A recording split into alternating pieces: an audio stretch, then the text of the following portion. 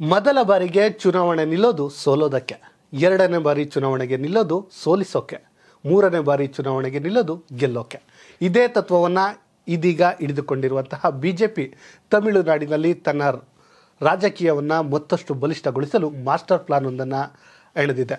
ಆ ಮಾಸ್ಟರ್ ಪ್ಲಾನ್ಗೆ ತಂದಿರುವಂತಹ ರಣಕಲಿ ಯಾರಪ್ಪ ಅಂದರೆ ಅವರೇ ಕರ್ನಾಟಕದ ಸಿಂಗಂ ಎಂದೇ ಹೆಸರುವಾಸಿಯಾಗಿದ್ದಂತಹ ಅಣ್ಣಾಮಲೈ.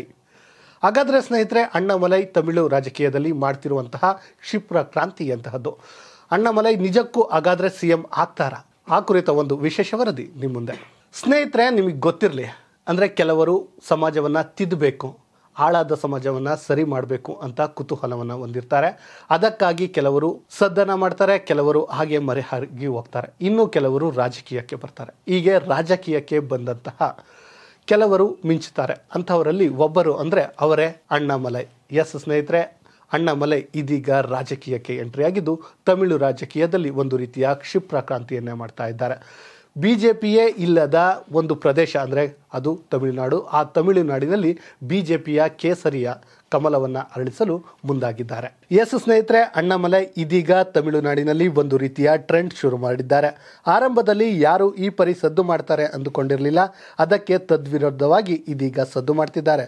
ಎಲ್ಲಿ ನೋಡಿದ್ರೂ ಜನಸಾಗರವೇ ಹರಿದು ಬರ್ತಿದೆ.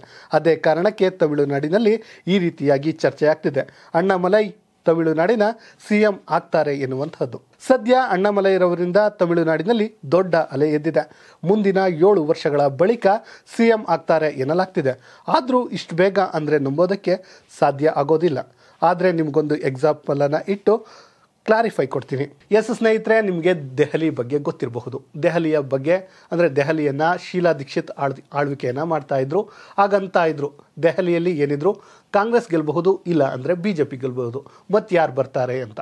ಆದರೆ ದೆಹಲಿಯಲ್ಲಿ ಒಂದು ಅಚ್ಚರಿ ನಡೀತು. ಅದುವೇ ಕೇಜ್ರಿವಾಲ್. ಎಸ್, ಇವರು ಕೂಡ ಏನು ಸಿವಿಲ್ ಅಧಿಕಾರಿಯಾಗಿದ್ದರು, ಅಂದರೆ ಒಂದು ರೀತಿ IAS IPS ಅಧಿಕಾರಿ ಏನಿದ್ದಾರೆ ಅವರು ಕೂಡ ಇಲ್ಲಿ ಕ್ರಾಂತಿಯನ್ನು ಮಾಡಿದ್ದು ನಿಮಗೆ ಗೊತ್ತಿರುವಂಥ ವಿಚಾರ.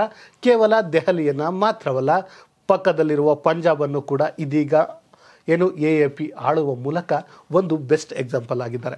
ಅದೇ ಕಾರಣಕ್ಕೆ ಇದೀಗ ಏನು ಅಣ್ಣಾಮಲೈ ಇದ್ದಾರೆ ಅಂತಹದ್ದೇ ಕ್ರಾಂತಿಯನ್ನು ಇದೀಗ ತಮಿಳುನಾಡಿನಲ್ಲಿ ಮಾಡ್ತಾ ಇದ್ದಾರೆ. ನಿಮ್ಗನ್ಸಿರಬಹುದು ಸ್ನೇಹಿತರೆ, ತಮಿಳುನಾಡಿನಲ್ಲಿ ಕಟ್ಟ ಹಿಂದುತ್ವವಾದಿ ಪಕ್ಷ BJP ನಿಜಕ್ಕೂ ಗೆಲ್ಲುವು ಸಾಧ್ಯನಾ ಎನ್ನುವಂಥದ್ದು. ಖಂಡಿತ ಇದು ಸಾಧ್ಯ ಅಂತಾರೆ ಅಣ್ಣಾಮಲೈ. ಯಾಕಂದರೆ ಅಣ್ಣಾಮಲೈ ಕೊಟ್ಟಿರುವಂತಹ ಸುದ್ದಿ ಅಂತಹದ್ದು. ಇತ್ತೀಚೆಗೆ 16 ಮಾಜಿ ಶಾಸಕರೇನಿದ್ದಾರೆ ಅವರನ್ನು BJPಗೆ ತರುವ ಕೆಲಸವನ್ನು ಮಾಡಿದ್ದಾರೆ. ಅದಷ್ಟೇ ಅಲ್ಲದೆ ಒಬ್ಬ ಮಾಜಿ MP ಕೂಡ ಸೇರ್ಪಡೆಗೊಳಿಸಿದ್ದಾರೆ. ಅದಷ್ಟೇ ಅಲ್ಲದೆ ತಮಿಳುನಾಡಿನಾದ್ಯಂತ ಯಾತ್ರೆಯನ್ನು ಮಾಡಿದ್ದು ಅದರಲ್ಲೂ ಕೂಡ 230 ಕ್ಷೇತ್ರಗಳ ಯಾತ್ರೆಯನ್ನು ಮುಗಿಸಿದ್ದಾರೆ. ಇನ್ನು ಅದನ್ನು ಪೂರ್ಣಗೊಳಿಸಲು ಮೋದಿಯವರೇ ಖುದ್ದು ಬರಲಿದ್ದಾರೆ. ಇನ್ನು ಇವರು ಹೇಳಿದ್ದು ಒಂದೇ ವಿಚಾರ, ನಾನೇನು ಇಲ್ಲಿ ಮುಖ್ಯಮಂತ್ರಿ ಆಗಲು ಬಂದಿಲ್ಲ, ನಾನು ಶಾಶ್ವತವಾಗಿ ರಾಜಕೀಯದಲ್ಲಿ ಇರುವ ಆಸಕ್ತಿಯೂ ನನಗಿಲ್ಲ, ನಾನು ಮೋದಿಯವರ ದೊಡ್ಡ ಫ್ಯಾನ್, ನಾನು BJPಯನ್ನು ಅಧಿಕಾರಕ್ಕೆ ತರ್ತೀನಿ, ಅಧಿಕಾರಕ್ಕೆ ಬಂದಾಗ ಯಾರಿಗೆ ಅರ್ಹತೆ ಇರುತ್ತೋ ಅವರು ಮುಖ್ಯಮಂತ್ರಿ ಆಗ್ತಾರೆ ಎಂತಿದ್ದಾರೆ. ಇನ್ನು ಸ್ನೇಹಿತರೆ, ಇವರು ಅರವಾ ಕುರ್ಚಿ ಎನ್ನುವಂತಹ ಸ್ಥಳದಲ್ಲಿ ಸ್ಪರ್ಧೆಗೆ ಇಳಿದು ಈ ಹಿಂದೆ ಸೋತಿದ್ರು. ಆದರೂ ಕೂಡ ತುಂಬ ಪೈಪೋಟಿಯನ್ನು ನೀಡಿದರು. ಅದಾದ ಮೇಲೆ ರಾಜ್ಯಾಧ್ಯಕ್ಷರಾದರು. ಅದರ ಬಗ್ಗೆ ತುಂಬ BJPಗರೇ ಮಾತನಾಡಿಕೊಂಡ್ರು. ಅದರ ಬಗ್ಗೆ ತಲೆಯನ್ನೇ ಕೆಡಿಸಿಕೊಳ್ಳಿಲ್ಲ. ಮತ್ತೆ ಇದೀಗ 2026ರಲ್ಲಿ ನಿಲ್ಲುವ ಕೆಲಸವನ್ನು ಮಾಡ್ತಿದ್ದಾರೆ. ಇಲ್ಲೂ ಕೂಡ ಸೋಲಬಹುದು ಅಥವಾ ಗೆಲ್ಲಬಹುದು. ಆದರೆ ಇವರು ಗೆಲ್ಲೋ ಚಾನ್ಸಸ್ ಹೆಚ್ಚಿದೆ, ಯಾಕಂದರೆ ಅಷ್ಟು ಪ್ರಭಾವಿ ಆಗಿದ್ದಾರೆ. ಇನ್ನು 2031ರಲ್ಲಿ ಇವರು ಗೆದ್ದು ಬರ್ತಾರೆ. ಇವರ ಜೊತೆಯಲ್ಲಿ ಇವರ ಬೆಂಬಲಿಗರನ್ನು ಗೆಲ್ಲಿಸಿಕೊಂಡು ಬಂದು CM ಆಗ್ತಾರೆ ಎನ್ನುವಂತಹ ಭವಿಷ್ಯದ ನುಡಿಗಳು ಇದೀಗ ಕೇಳಿ ಬರ್ತಿವೆ. ಇನ್ನು ಸ್ನೇಹಿತರೆ, ಯಾಕೆ ಇದು BJPಗೆ ಪ್ಲಸ್ ಪಾಯಿಂಟ್ ಆಗುತ್ತೆ ಅಂತ ನೋಡೋದಾದರೆ, ಇವರಿಗೆ ಕಾನೂನಿನ ಅರಿವಿದೆ. ವಿರೋಧಿಗಳು ಹಗರಣವನ್ನು ಮಾಡಿದರೆ ಅದನ್ನು ಹೇಗೆ ತಡೆಯಬೇಕೋ ಅದನ್ನು ತಡೆಯುವಂಥ ಕೆಲಸವನ್ನು ಮಾಡ್ತಾರೆ. ಯಾಕಂದರೆ ಇವರು IPS ಅಧಿಕಾರಿ. ಅದಷ್ಟೇ ಅಲ್ಲದೆ ಸಿಂಗಂ, ಕರ್ನಾಟಕದ ಸಿಂಗಂ ಅಂತಲೇ ಕರೆಸಿಕೊಂಡಿದ್ದವರು.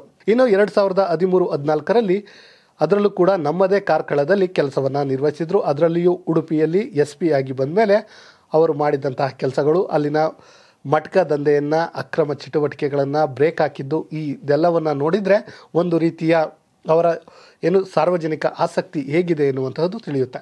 ಇಂತಹ ಸಮಯದಲ್ಲಿ ಒಬ್ಬ ಹೆಣ್ಣು ಮಗಳೇನಿದ್ದಾರೆ ಆಕೆ ಸ್ಕೂಲಿಗೆ ಹೋಗಿ ಬರುವಾಗ ಅಂದರೆ ಕಂಪ್ಯೂಟರ್ ಕ್ಲಾಸ್ ಮುಗಿಸ್ಕೊಂಡು ಬರುವಾಗ ಹತ್ಯೆಯಾಗುತ್ತೆ. ಆ ಹತ್ಯೆಯಾದ ಸಮಯದಲ್ಲಿ ಅವರು ಆಕೆಯ ತಾಯಿಯ ಹತ್ರ ಹೋಗಿ ಅವರಿಗೆ ಸಮಾಧಾನ ಮಾಡಲು ಹೋದಾಗ ಒಂದು ಮಾತನ್ನು ಹೇಳ್ತಾರೆ.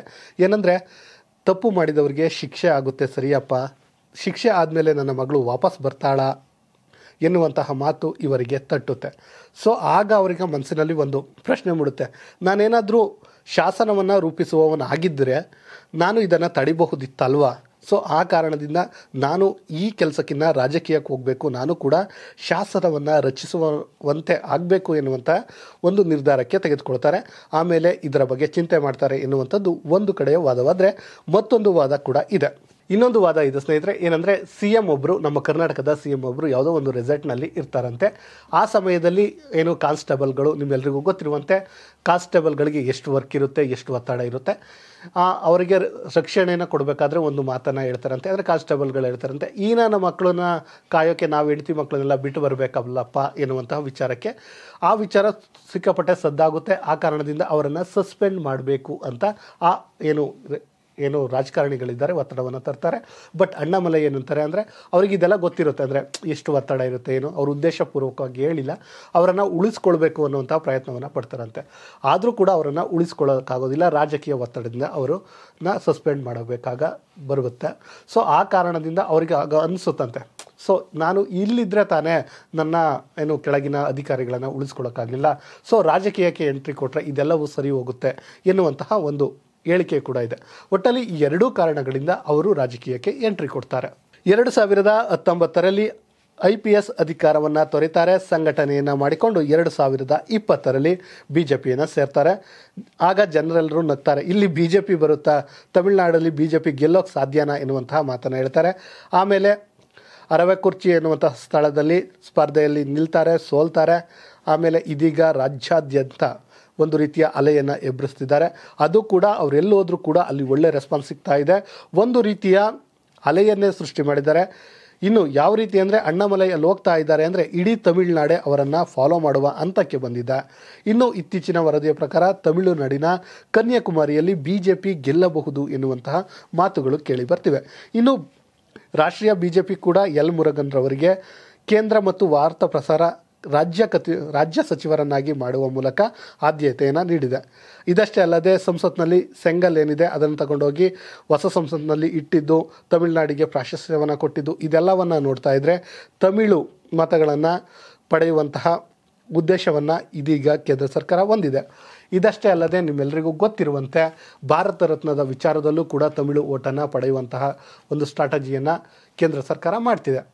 ಇದೆಲ್ಲವನ್ನು ಸೈಡಿಗಿಟ್ಟು ನೋಡೋದಾದ್ರೆ ಸ್ನೇಹಿತರೆ, ಅಣ್ಣಾಮಲೈ ವೈಯಕ್ತಿಕವಾಗಿ ಒಬ್ಬ ಅತ್ಯುನ್ನತ ಮತ್ತು ಶ್ರೇಷ್ಠ IPS ಅಧಿಕಾರಿಯಾಗಿದ್ದರು. ಅಂಥವರೇ ಇದೀಗ ರಾಜಕೀಯಕ್ಕೆ ಬರ್ತಿರೋದು ಒಂದು ಒಳ್ಳೆಯ ಸಂದೇಶವನ್ನು ಕೊಡ್ತಾ ಇದೆ. ಅದಕ್ಕೆ ತಕ್ಕಂತೆ ತಮಿಳುನಾಡಿನಲ್ಲಿ ಇದೀಗ ರೆಸ್ಪಾನ್ಸ್ ಕೂಡ ಬರ್ತಿದೆ.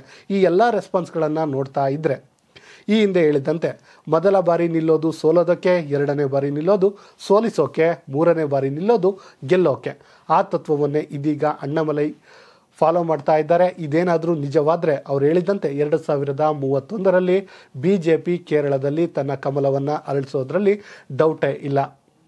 ಇಂತಹದ್ದೇ ಸುದ್ದಿಗಾಗಿ ಸದಾ ನೋಡ್ತಾ ಇರಿ ಲೈನ್ TV ಕನ್ನಡ.